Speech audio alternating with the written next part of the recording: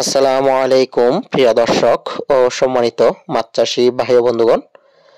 তো ভিডিওতে এখন আপনারা যে মাছের পোনাগুলো দেখতে পাচ্ছেন এইগুলো হচ্ছে অরিজিনাল দেশি শিং মাছের পোনা, পিওর অরিজিনাল দেশি শিং মাছ। তো এগুলো সম্পূর্ণ ভাইরাস মুক্ত মাছ। তো দেশি শিং মাছকে অনেক অঞ্চলে আবার জিওল মাছ নামেও ডেকে থাকেন। তো দেশি শিং মাছ আমাদের দেশে যে সকল ক্যাটফিশ জাতীয় মাছ চাষ করা হয় তার মধ্যে অন্যতম একটি মাছ। অধিক ঘনত্বেও কিন্তু এই মাছ পুকুরে বা যে কোনো জলাশয়ে চাষ করা যায়। তো দেশি শিং মাছ চাষে অন্যান্য মাছের তুলনায় চাষ লাভ বেশি।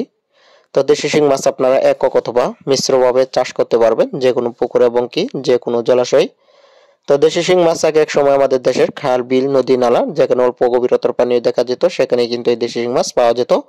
কিন্তু কালের বিবর্তনে এই দেশি শিং মাছ এখন আমাদের দেশে দেখা মিলছে চাষের মাছ হিসাবে।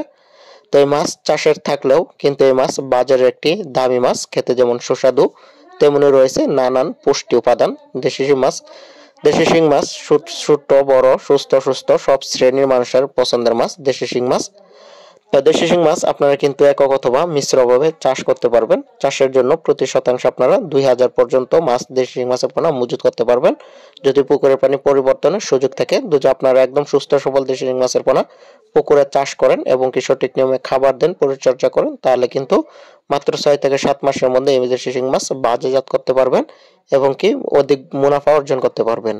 তো দেশি শিং মাছ চাষের দ্বিগুণ লাভ। আমাদের দেশে যে সকল ক্যাটফিশ মাছ চাষ করা হয়, তো দেশি শিং মাছকে খাবার দিতে হবে 2 বেলা, সকালবেলা এবং কি সন্ধ্যার সময় খাবার দিতে হবে। দেশি শিং মাছ যে কোনো কোম্পানির খাবার আপনারা এই দেশি শিং মাছকে দিতে পারবেন।